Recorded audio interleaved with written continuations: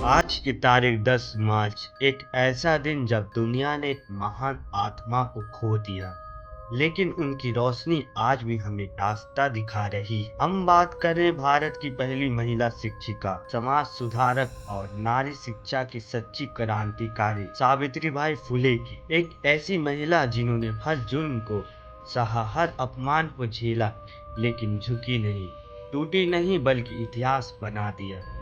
अगर वह ना होती तो आज हम अंधकार के उसी दौर में जी रहे होते जहां लड़की का स्कूल जाना पाप था, दलितों का पढ़ना अपराध था और विधवाओं को जीना असंभव था।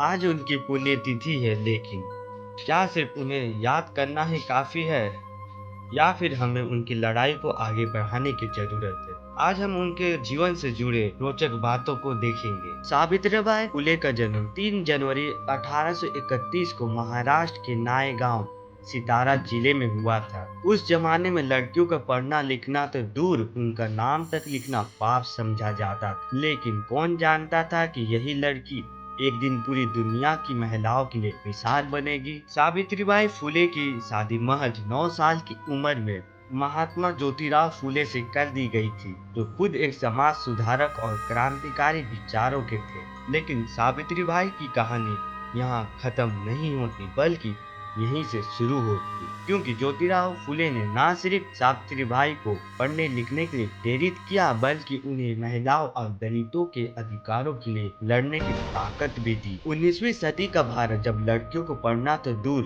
उनका स्कूल जाना भी समाज के लिए शर्म की बात मानी जाती थी, लेकिन सावित्रीबाई फुले इस बेड़ियों को तोड़ने के लिए ही जन्मी थी। जब उन्होंने पहला स्कूल खोला, लड़कियों को पढ़ना शुरू किया, तो लोग उनसे नफरत करने लगे, उन पर कीचड़ फेंका जाता, गालियां दी जाती, लेकिन क्या उन्होंने हार मानी? कभी भी नहीं। वो हर दिन अपने थैले में एक अतिरिक्त साड़ी रखती थी, ताकि अपमान सहने के बाद भी आत्मसम्मान के साथ पढ़ा सके। 3 जनवरी 1848, इस तारीख को याद रखें।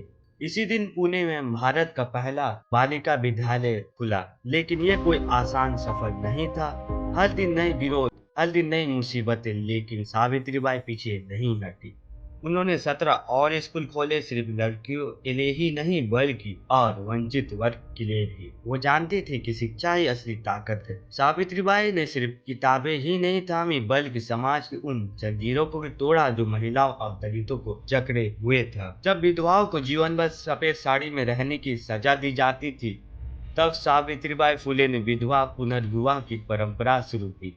जब समाज में दलितों को शिक्षा से दूर रखा जाता था, तब सावित्रीबाई ने सबसे ज्यादा वंचित वर्ग की बच्चियों को पढ़ाया। जब बलात्कार पीड़िताओं के लिए कोई सहारा नहीं था, तब उन्होंने बाल हत्या प्रतिबंधक गृह की स्थापना की। 1897 महाराष्ट्र प्लेग की महामारी फैली, लोग अपने ही परिवार से दूर भाग रहे थे, लेकिन क्या सावित्रीबाई फुले ने डर दिखाया? नहीं, वो खुद बीमारों की मदद करने लगी और सेवा करते करते 10 मार्च 1897 को वो खुद प्लेग का शिकार हो गई। उन्होंने अपनी जान दे दी, लेकिन हजारों लोगों को बचा लिया। सावित्रीबाई और उनके पति महात्मा ज्योतिराव फुले ने समाज में समानता की नींव रखी। जब दलितों को सार्वजनिक कुओं से पानी नहीं लेने दिया जाता था, तब उन्होंने अपने घर का कुआं सभी के लिए खोल दिया। आज जब भी हम लड़कियों की शिक्षा, समानता और अधिकारों की बात करते हैं, तो सावित्रीबाई फुले की ही गुण सुनाई देती है। दोस्तों, आज हम जिस समाज में रह रहे हैं, जहां लड़कियों को पढ़ने और बढ़ने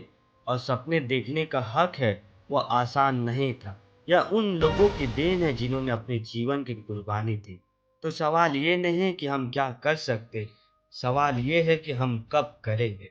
उनके पुण्यतिथि पर उन्हें सिर्फ याद मत कीजिए, बल्कि उनके विचारों को आगे बढ़ाइए, क्योंकि जो बदलाव वो अकेले कर सकते थे, वो आज हम सब मिलकर कर सकते हैं।